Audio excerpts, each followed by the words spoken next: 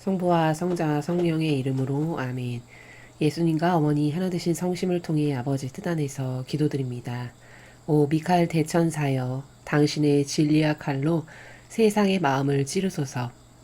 잠자고 있는 주님의 자녀들의 눈과 귀와 그리고 무디어진 돌처럼 굳은 딱딱한 마음을 칼로 모두 도려내시어 그 안에 빛이 들어가게 하시어 그들을 속이는 모든 마귀를 패배시켜 주시며 그들이 주님 진리의 빛을 통해 참된 진실과 사실을 분별할 수 있는 은총으로 이 대한민국에 살아가는 모든 국민을 축복하여 주시옵기를 간절한 갈망으로 청원드립니다.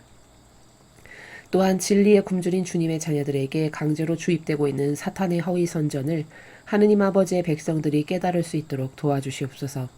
이 모든 기도 우리 주 예수 그리스도의 이름으로 기도드리나이다. 아멘. 성부와 성자와 성령의 이름으로 아멘. 안녕하십니까. 하나님의 뜻 성교의 피아수녀입니다. 오늘은 성모님의 성명 축일이죠.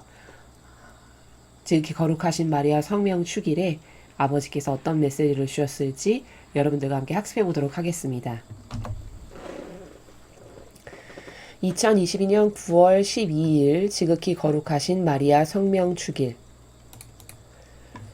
저 모리는 또다시 하느님 아버지의 성심이라고 알게 된 큰 불꽃을 봅니다. 하느님 아버지께서 말씀하십니다. 삶의 길을 따라가면서 그 길의 난간을 단단히 잡아라. 이 난간은 물론 나의 계명들에 대한 순종을 일컫는다. 이 순종은 너희의 걸음걸이의 균형을 잡아주고 너희가 길을 잃지 않도록 너희를 의로움 안에서 이끈다. 많은 사건들과 사람들이 너희로 하여금 선택된 길에서 벗어나게 만들려고 노력할 수도 있다. 그러나 너희가 난간을 더욱 단단히 움켜쥐도록 만들고 너희의 운명을 굳히는 것은 바로 나의 신성한 뜻에 대한 사랑이다. 너희는 너희 마음속에서 이 사랑을 앗아가려고 노력하는 너희 구원의 적들을 알아볼 수 있도록 반드시 기도해야 한다. 이 적들이란 언제나 너희의 창조주인 나를 사랑하는 것보다 자기 자신을 더 사랑하는 것을 말한다. 인생을 살아가면서 나를 더 사랑하도록 기도하여라. 그러면 나의 뜻을 사랑하기가 쉬울 것이다. 주님의 말씀입니다. 하느님 감사합니다.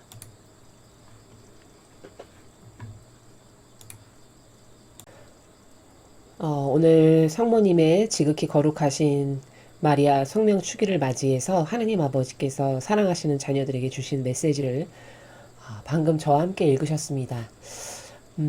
오늘의 이 메시지를 잘 이해하려면은 먼저 사랑에 대해서 좀 잘 알 필요가 있는데, 지금까지 저희의 강의를 들으신 많은 분들은 사랑에 대해서 과거 인간적인 나라에서 내가 좋아지는 것을 사랑이라고 생각했었다면 그것은 바로 그 자아가 원하는 내가 좋아지는 것을 사랑이라고 생각하라고 속삭였던 뱀에 의해서 속아 넘어가서 죄인이 된 하와의 그 후손으로서 우리도 똑같이 죄인의 멍에를 지고 사랑에 대한 오해 가운데 살아가고 있구나 라는 것을 좀 그래도 많이 깨달으셨을 거라고 생각이 됩니다.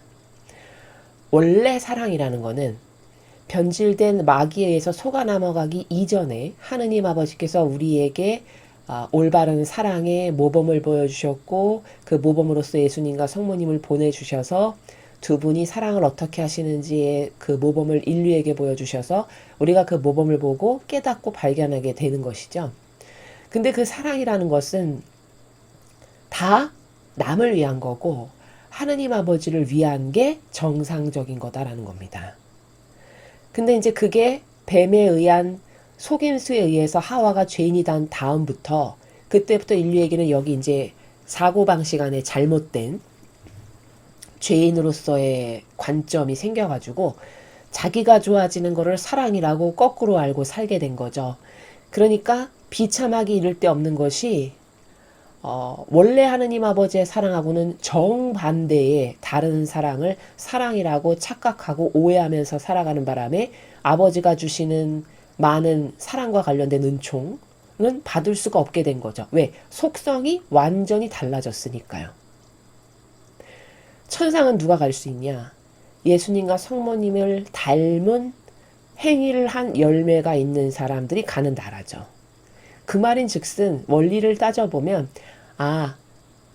같은 것을 행해야 나누어 받을 수 있는 거죠. 우리도 이 자연법에 살아가는 인간도 올바른 부모라면 부모와 가치관이 동일하고 그리고 부모와 하나 되어서 사랑의 관계로 믿고 신뢰하는 자녀에게 유산 상속을 하지 믿지도 않고 신뢰도 하지 않고 부모를 존경이나 공경이나 마땅히 해야 될 권리를 존중하지도 않는데 그렇게 사는데도 내 자식이니까 유산 상속을 한다. 그것은 이 세상에서나 가능한 일이지 천상에서는 그런 일이 절대 있을 수가 없습니다. 같은 속성이 아닌 것을 절대 갖다 놓을 수 없는 곳이 천상의 나라입니다.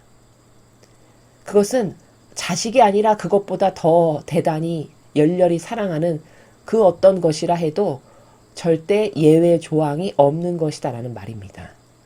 자, 그렇다면 도대체 사랑이라는 건 뭘까? 즉, 사랑이라는 것은 하나 되는 겁니다.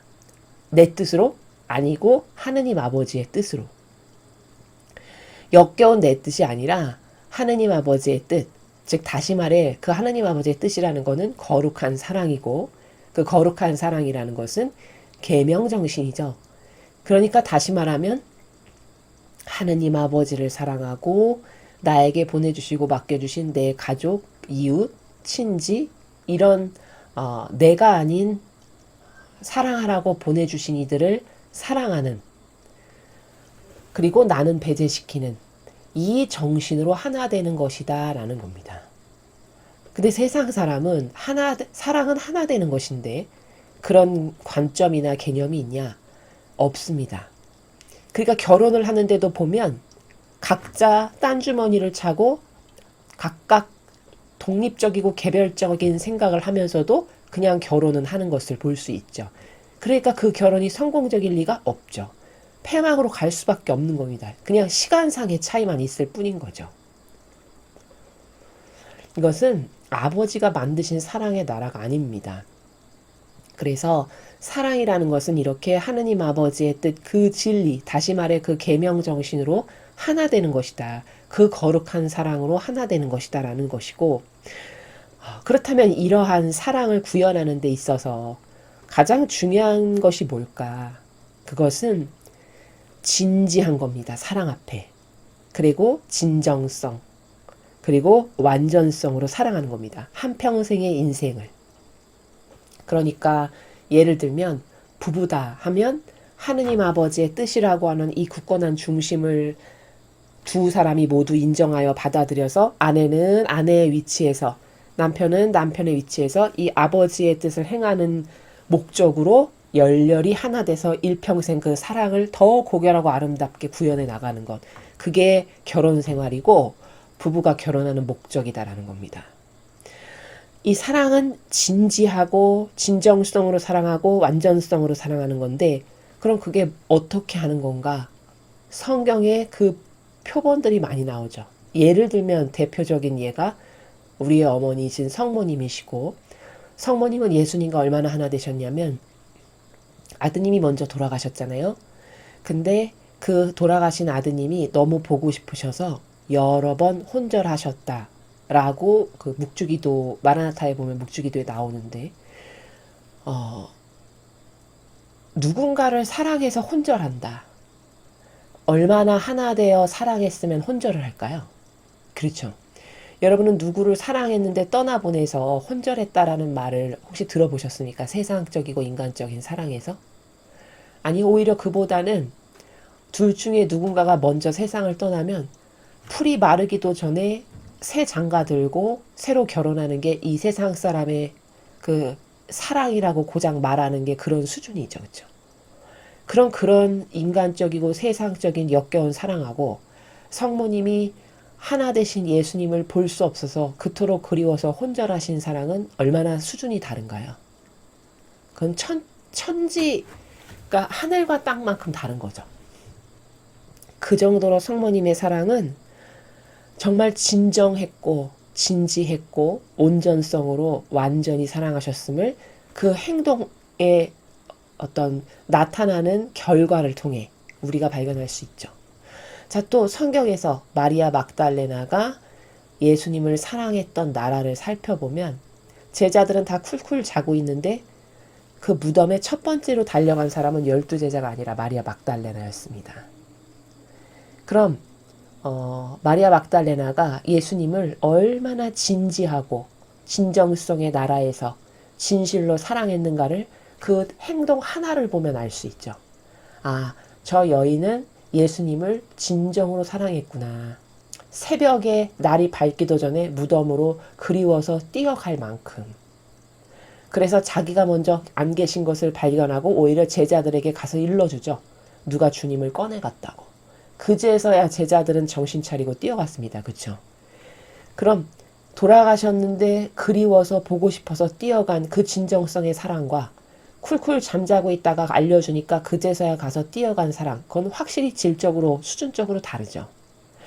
그 마리아 막달레나가 세상적으로는 손가락질 받는 창녀였을지 모르겠으나 그것은 그 여인이 예수님을 만나기 이전의 삶이고 하느님을 몰랐던 시절의 그 여인의 한계인 것이지, 그 여인이 가지고 있는 본질적 속성과 근성은 예수님을 만나고 나서 다 살아난 겁니다.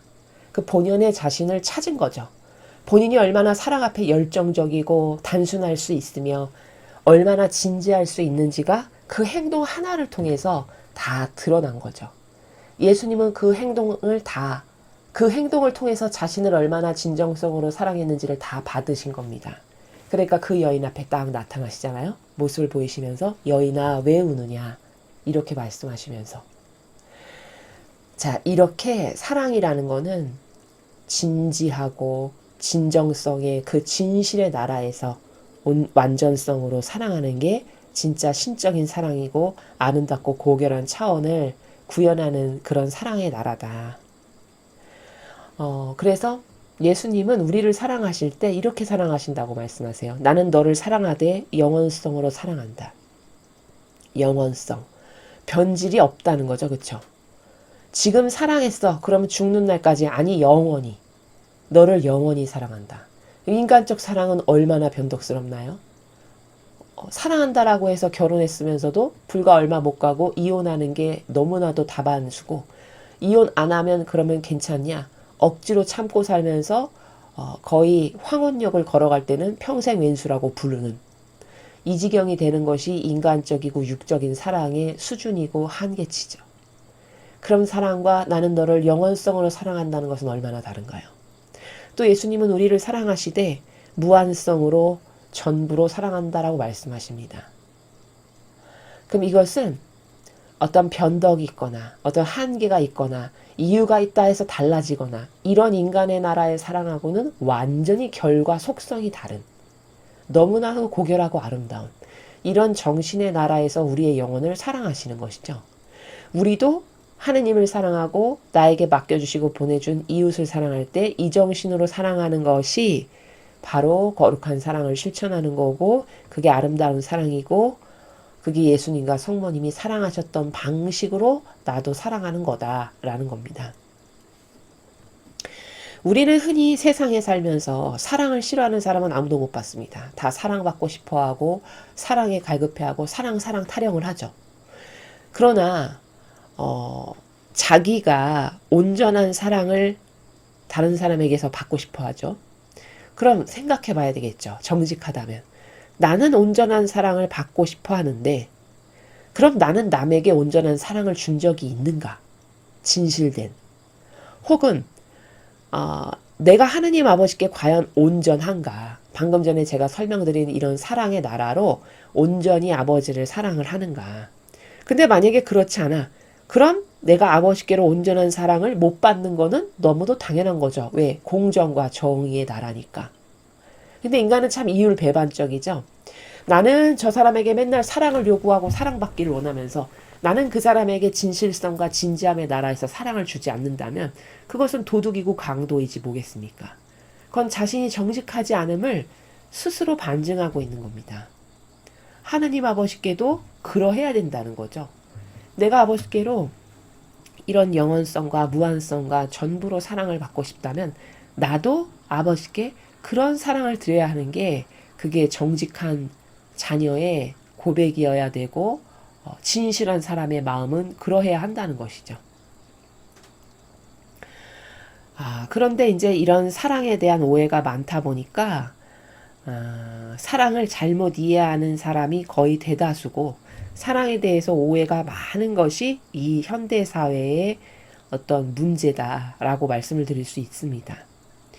사랑은 이렇게 비유할 수 있어요. 아까 온전성으로, 뭐 전부로, 무한성으로 이렇게 사랑한다라 말씀을 드렸는데 그거는 비유를 들자면 어떤 거냐면 이런 거라고 볼 수 있습니다. 내가 칠순이 돼서 이제 생일 잔치를 하게 되었어요. 근데 내가 칠순이라고 자녀가 케이크를 하나 만들어 왔는데 중간에 너무 배가 고파서 어떤 그런 다양한 이유를 대고 몇 숟갈 퍼먹고 그리고 그 케이크를 담아서 나에게 선물로 칠순 생일잔치 선물입니다. 이렇게 가져왔다라고 생각해보죠. 여러분은 그런 케이크를 받을 때 어떤 마음이 드십니까? 어떤 사람은 이런 케이크 차라리 안 받는 이만도 못하다 하고 집어 던질 수도 있습니다. 그렇죠? 모욕이죠, 모욕. 아니 나를 어떻게 보고 먹던 거를 그것도 몇 숟가락 퍽퍽 퍼먹은 거를 나에게 칠순잔치의 생일 케이크라고 가져다 준다. 여러분 굉장히 모욕적으로 느껴지고 기분이 나쁘시죠. 이게 바로 뭐냐. 우리가 하느님 아버지께 내 뜻으로 사는 것이 바로 이런 케이크를 드리는 것과 똑같은 겁니다. 인간은 주로 죄악을 생각할 때 자신이 하느님께 잘못한 것을 고백하거나 반성하는 혹은 고해성사를 보실 때 성찰을 하실 텐데 그 죄악에 대해서 생각할 때 어떤 부잡다한 많은 어떤 개념의 차원의 나라에서의 죄악은 생각은 해도 근원적으로 내가 가장 크게 잘못하고 있는 뿌리가 되는 죄악이 무엇인가에 대한 개념이 없죠. 근데 그 하느님께 가장 모욕이 되고 치욕이 되고 역경을 드리는 근원적인 죄악이 뭐냐? 내 뜻으로 사는 겁니다. 그 내 뜻으로 사는 게 왜 그렇게 큰 죄야? 그게 뭐 남들도 다 그런데 왜 그렇지? 이런 생각이 있을까봐 제가 지금 비유를 들어서 말씀을 드리는 건데 바로 그렇게 내 뜻으로 사는 게 어떤 것과 똑같은 거냐면 칠순잔치 때 내가 케이크를 만들어서 하느님 아버지께 드리는데 중간에 가다가 배가 고파서 허기졌어. 혹은 어떤 여러 가지 이유가 생겨서 한 몇 숟가락 대여섯 숟가락 퍽퍽 퍼먹고 그리고 다시 넣어가지고 아버지 생일 축하드려요. 이렇게 가져다 드리는 것과 똑같은 겁니다.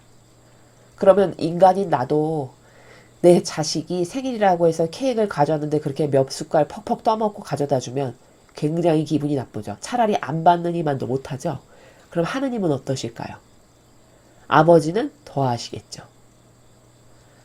그렇게 내 뜻으로 산다는 게 필요할 때는 하느님을 열심히 부르다가 또 내 뜻으로 막 살다가 또 필요할 때 하느님을 불렀다가 내 뜻으로 막 사는 이런 것이 이런 왔다 갔다 갈짓자를 걷는 이런 것이 물론 깨닫지 못한 어리석은 시절에 우리 모두는 그런 과정을 겪을 수밖에 없습니다만 그것을 이해하고 깨달았다면 두 번 다시 그런 짓을 그런 역겨운 것으로 아버지께 모욕을 드린 일을 제가 안 할 수 있는 은총을 저에게 제발 주십시오. 이런 기도와 올바른 의지와 열절한 갈망 가운데 아버지께 도움을 청하면서 내 뜻으로 아버지께 아버지 뜻보다 앞서가서 그렇게 모욕과 역겜을 드리는 행위를 안 하려고 노력을 해야 되겠죠.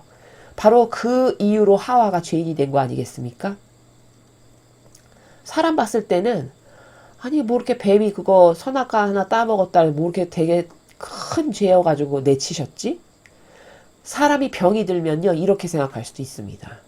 그게 내가 봤을 때는 아니 무슨 살인을 저지른 것도 아니고 도박을 한 것도 아니고 대단히 큰 잘못을 한 것 같지도 않은데 뭐 그렇게 역겹게 생각하시고 노여하실까?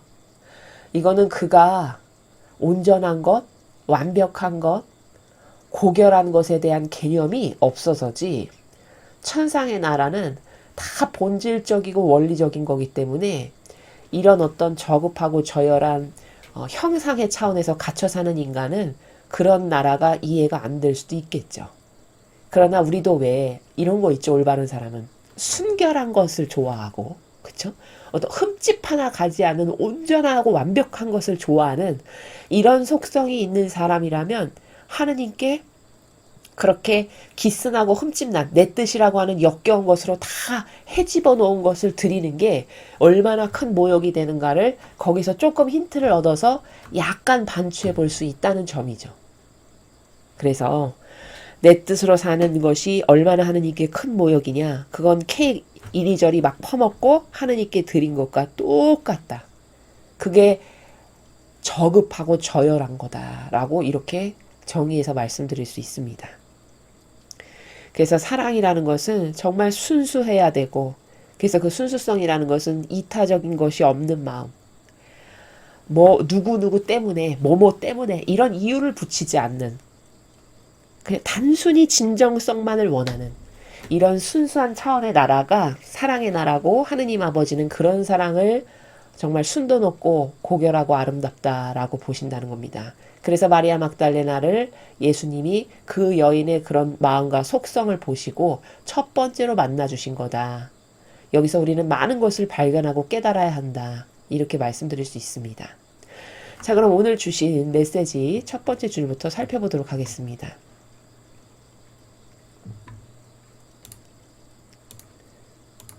삶의 길을 따라가면서 그 길의 난간을 단단히 잡아라. 자, 삶의 길을 따라가면서 우리가 세상 한가운데서 다양한 어떤 삶을 살아가는 우리의 삶의 여정을 말씀하시는 것이죠. 그런 삶의 여정을 너희가 살면서 그 길에 난간을 단단히 잡아라 이렇게 말씀하셨습니다. 우리가 왜 등산을 가다 보면은 그 아슬아슬한 길일 때마다 그 옆에 난간을 꽉 잡고 걸어가는 것이 굉장히 중요하죠. 사실은 그 난간을 잘 잡고 거기에 그 의지나 지탱을 잘해서 그 길을 걸어가는 것이 나의 생명줄이 되기도 하죠. 그런 것처럼 난간을 단단히 잡아라는 것은 이 난간은 무시하면 죽을 수 있다. 육이 죽는다는 것이 아니라 나의 영혼이. 그래서 내 영혼을 살려줄 수 있는 난간을 너는 다양한 인생의 여정을 겪어가면서 잘 잡아야 된다. 이런 말씀이죠.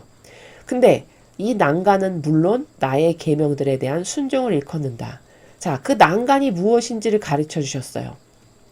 너의 영혼의 목숨을 살리는 난간은 계명에 대한 순종이란다. 이렇게 가르쳐 주시는 것이죠. 그러니까 계명에 대한 순종이라는 건 이제 많이 배우셨기 때문에 다 아시겠지만 자기 희생의 사랑이죠. 계명은 자기를 배제한 정신이니까. 그러니까 내가 이 세상에서 살면서 의인으로서 나의 이웃을 돕고 하나님을 위해서 내가 고통받고 희생을 당하더라도 그것을 위해서 기쁘게 희생할 수 있는 이런 정신으로 살아가는 것이 난간을 딱딱 단단히 잘 붙잡은 거고, 그런 영혼은 삶의 길을 따라가면서 그것이 내 영혼을 살리는 생명줄이 된다라는 겁니다. 이 순종은 너희의 걸음걸이의 균형을 잡아주고 너희가 길을 잃지 않도록 너희를 의로만 해서 이끈다. 자, 이렇게 계명에 대한 순종을 잘 하는 사람은 그 난간을 잘 붙잡고 일평생을 걸어가니까 걸음걸이의 균형을 잡아주죠. 내가 비틀거릴 때마다 난간을 딱 잡으면서 중심을 잡을 수 있으니까. 다시 말해, 내가 삶에서 어떤 가치가 옳은지를 잘 몰라서 또 휘청거릴 때, 또 육적인 것에 이렇게 치우치고 휘청거릴 때마다 아니지. 계명에 대한 순종 정신이 내 영혼을 살리는 생명줄이고 이게 나에게 유일한 희망이지. 해서 그 난간을 딱 다시 부여잡고 다시 계명에 대한 순종 정신으로 돌아오고. 요렇게 완급 조절을 자꾸 해야 된다는 것이죠. 그래서 걸음걸이 균형을 잡아주고 너희가 길을 잃지 않도록 너희를 의로만 해서 이끈다. 그 난간이, 다시 말해 계명에 대한 순종 정신이 자꾸 이 나약한 인간이 살다가 또 인간적인 걸로 이렇게 치우치고 또 육적인 걸로 이렇게 치우치고 그런 기회가 수시로 올 것 아니겠습니까? 그럴 때마다 이거 아니지. 내가 지켜야 될 정신은 이거 아니었지. 이렇게 다시 제정신을 차려서 균형을 잡고 또 길을 잃어버리지 않도록 도와주는 일을 요 난간이 한다. 그 난간이 계명에 대한 순종이다. 이렇게 말씀하시는 겁니다. 근데 이제 여기서 의로만해서 이끈다 이렇게 말씀하셨잖아요. 그 의로움이 바로 뭐냐면 자기 배제죠. 자기를 제일 끝에 자리에 갖다 놓는 게 자기 배제입니다. 제일 마지막에다 가져다 놓는 거. 그 성경에서 예수님은 이것을 이렇게 빗대서 설명하셨어요. 잔치집에 초대를 받아서 갔는데 덥석 맨 윗자리에 가서 내가 앉는 거예요. 그러면 너보다 높은 사람이 왔을 때 주인이 너에게 여보게 내려앉게, 이 자리는 좁은 자리네, 이렇게 해서 네가 자꾸 밀려나서 밑으로 내려가면 창피하지 않겠니? 그러니까 그러지 말고 아예 너를 처음부터 배제해서 맨 끝에 자리 가서 앉거라. 그럼 주인이 와서 높은 사람이 왔을 때 여보게 이리 올라앉게, 이리 올라앉게, 이렇게 해서 그 사람이 너를 제일 꼴찌에다 갖다 놓은 너를 돌봐주고 높이지 않겠니? 그게 너에게 이득이 되는 일 아니겠니? 이런 비유로 말씀을 하시죠. 그게 바로 자기 배제의 삶을 살아가는 사람의 올바른 마음이다라는 거죠. 그래서 자기 배제가 곧 의로움이고, 여기서 지금 아버지께서 말씀하시는 이 난간을 잘 잡아서 네가 계명에 대한 순종을 하면 그러면 너가 자기 배제를 한 그 정신을 잃어버리지 않고 인생을 살 수 있다라고 말씀하시는 요런 행간의 지금 전반적인 나라, 이것은 계명을 지켜서 천상에 갔을 때 1단계에 해당하는 수준이지, 이게 계명을 지킨다라고 해서 이게 예수님과 성모님께서 살아가시는 그 수준 높은 차원에 내가 가는 것은 아닙니다. 지금 이 부분은 지옥 안 가는 하나 된 수준이 있죠. 천상에서도 가장 낮은 세례자도 요한이 사는 동네, 그 동네의 나라를 가는 리미트, 한계치를 지금 아버지께서 말씀하시는 거다라는 겁니다. 계명을 지키고 살아가는 것도 수준에 따라 다 다른 거거든요. 자기 배제도 그 5%로 할 수도 있고 1%로 할 수도 있고 100%, 억만 프로로 할 수도 있는 거죠. 어떤 분은 물방울 하나도 남기지 않고 옆구리에서 다 쏟아내실 만큼 자기 배제에 완벽한 자기 배제를 하신 분이 예수님이시잖아요. 그럼 그분처럼 완벽한 자기 배제를 하지 않은 사람이 예수님 살아가시는 나라에 갈 수 있나요? 없죠. 똑같은 천상의 나라여도 계층은 천층만층인데. 그래서 그런 이 다양한 차원이 있다라는 거, 지금 말씀하시는 건 리미트 한계치를 말씀하시는 거다라는 거죠. 많은 사건들과 사람들이 너희로 하여금 선택된 길에서 벗어나게 만들려고 노력할 수도 있다. 자, 이건 무슨 뜻이냐면 내가 그렇게 계명 정신을 좀 순종하고 살아가려고 해도 내 주변에 있는 많은 사건과 사람을 통해서 악이 내가 그 길로 못 가고 자꾸 그 길에서 벗어나게끔 너를 유혹하고 거기서 끌어내리려고 할 수도 있을 것이다. 네가 인생을 살다 보면, 이런 말이죠. 근데 여기서 하나 주목할 게, 그런 많은 사건과 사람들, 내가 그 길에서 벗어나게끔 나를 충동질하고 오해를 불러일으키는 많은 사건과 사람들이 도대체 어떤 걸 두고 지칭하시는 걸까요? 이거는 인간의 제도와 전통을 말씀하시는 겁니다. 인간이 뭐가 옳아, 야, 수천 년 동안 지켰으니까 이게 맞는 거야 라고 해서 기정사실화돼서 그것이 타성에 배서 이렇게 하는 게 마치 당연한 것처럼 여기는, 이게 이 거짓교회 신자들 사이에서 굉장히 강하죠. 이 종교 생활을 하는 사람들은 다 이 나라에서 삽니다. 그래도 수천 년 동안 내려온 건데, 여러분, 수천 년 동안 내려온 게 진리가 아닙니다. 그런 식으로 따질 거면은 수천 년 동안 하느님을 믿고 살아온 이스라엘은 왜 망했습니까? 그렇죠. 수천 년 동안 그렇게 하느님의 선택받아가지고 선민이라고 해서 아버지께로부터 특별한 선별받음으로 은총을 받았는데 그 나라는 왜 망했습니까? 그들이 그렇게 열심히 신봉했던 유대교, 그건 왜 패망했습니까? 그렇게 뭐가 오래됐어, 전통이야, 이거 천년 믿은 거야, 2000년 믿은 거야, 그 1000년 믿고 2000년 믿은 게 진리가 아닙니다. 진리는 예수님과 성모님의 모범에만 있습니다. 두 분이 성경에서 어떻게 사셨고 어떤 정신세계를 구현하셨는지, 그게 우리들이 따라가야 될 나라고 모범인 것이지, 오래됐어, 역사가 길어, 역사 긴 것하고 진리하고 무슨 상관입니까?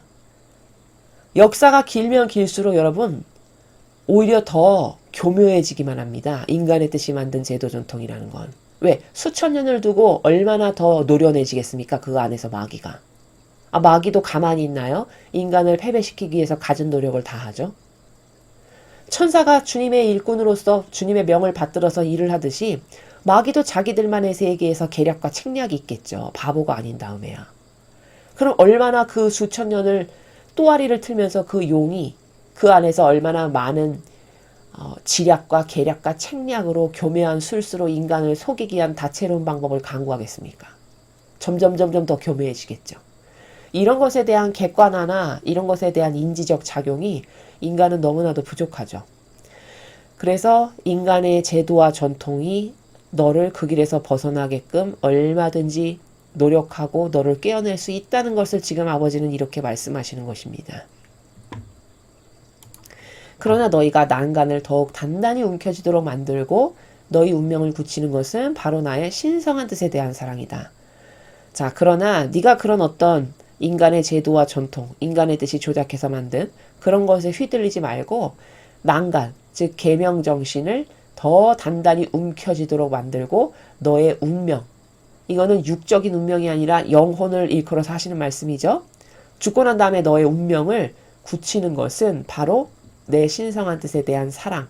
네가 이 신성한 뜻에 대한 사랑, 즉 거룩한 사랑을 어떻게 구현하는가가 너의 운명도 결정짓는 거고 너의 인생 전체를 판가름하는 길이다라고 말씀하시는 거죠.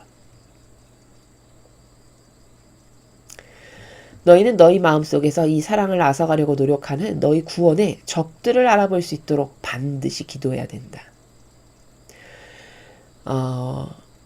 지금 여기 반드시 기도해라. 너의 마음에서 이 사랑, 즉 거룩한 사랑을 내가 구현하려고 해도 그걸 못하게 하고 게으르게 하고 희박한 관념을 갖게 해서 내가 자꾸 그 거룩한 사랑을 구현하지 못하게끔 내 마음 안에서 일렁이는 그 악이 꼬드기는 다양한 나라들, 그런 것을 네가 속지 않고 이게 내가 지금 구원되지 못하고 천상에 못 가게 하는 마귀구나, 이런 거를 잘 알아보려면 반드시 기도해야 된대요. 이 말씀은 기도를 네가 열심히 하지 않니? 이 갈망의 나라에서. 그러면 너가 그 악을 알아볼 수 있는 은총을 내가 너에게 주마라는 말씀이세요. 다시 말하면 반드시 기도해라는 건, 여러분 주고 싶으시니까 기도하라고 하시겠죠? 주고 싶지 않은데 기도해라라고 말하면 거짓말이잖아요. 그렇죠? 주지도 않을 건데 기도해라, 너의 구원의 적을 알아보도록. 그러면 거짓말쟁이가 되는 거잖아요. 아버지는 그런 분이 아니시죠? 그러니까 네가 너의 그 적을 알아볼 수 있도록 기도해라, 그 말은, 그 말씀의 그 너머에 행간의 뉘앙스의 나라는 내가 너가 기도를 하면 그 은총을 알아볼 수 있는 은총을 줄 테니 부디 기도를 열심히 하렴, 이 차원의 나라다라는 겁니다. 그리고 여기서 너희 구원의 적들이라고 하셨어요. 그럼 내가 구원을 못하게끔 나를 자꾸 속이고 혼동을 주고 휘청거리게 하는 적은 도대체 누군가?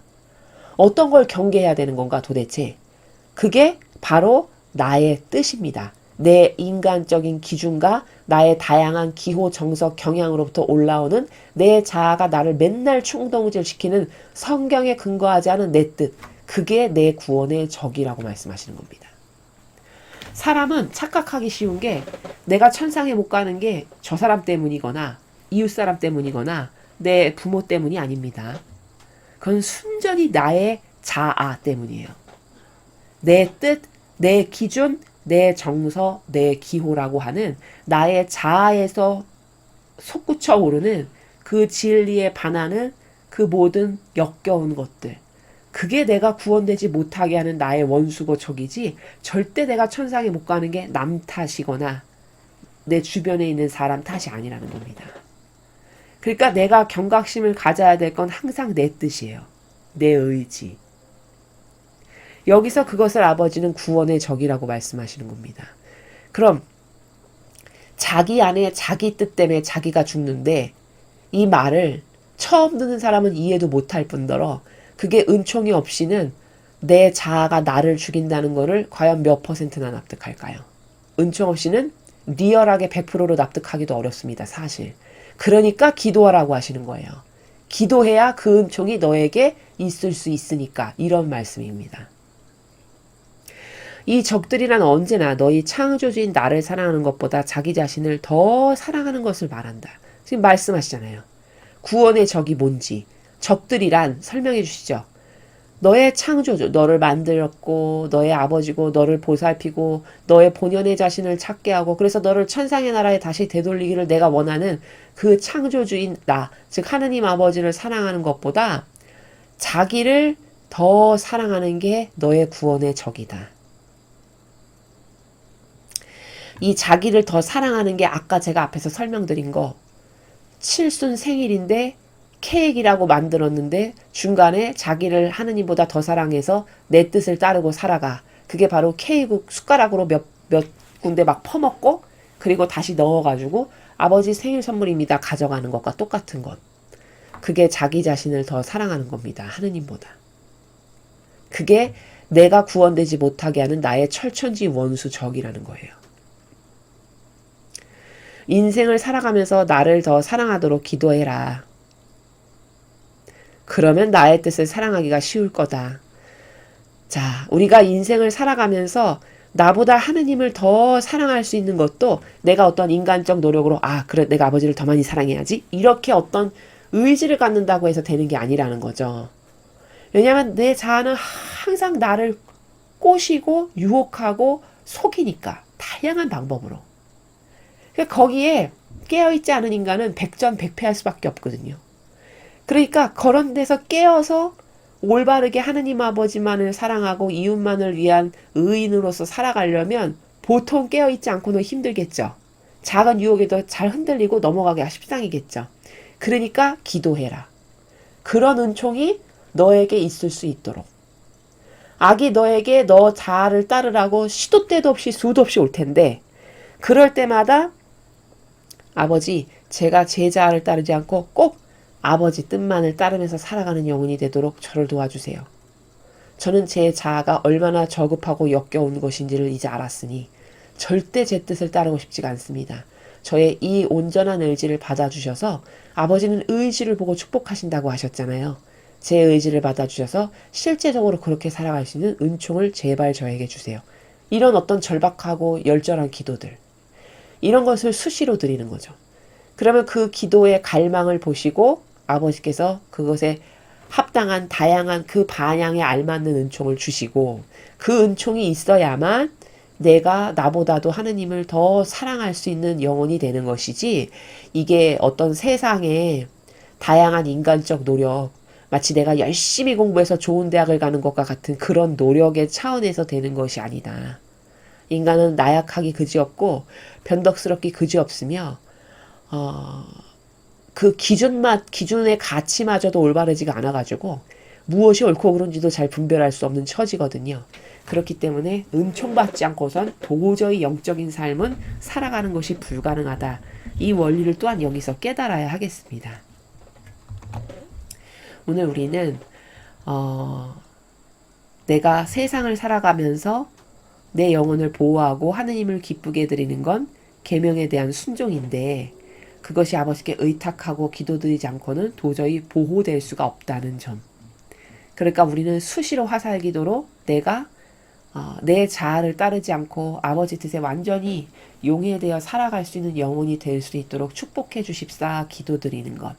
그게 중요하다고 말씀을 드렸고 또 전반부에서는 인간이 사랑에 대한 다양한 오해가 굉장히 많은데 사랑은 절대 자기를 위한 게 사랑이 아니다. 그거는 아담과 하와 때 생긴 오해가 지금 6,000년을 두고 인간에게 완전히 뿌리 깊이 내려서 그게 정상인 것처럼 살아가는 거지 그 사고방식이 결단코 정상이 아니다라는 것.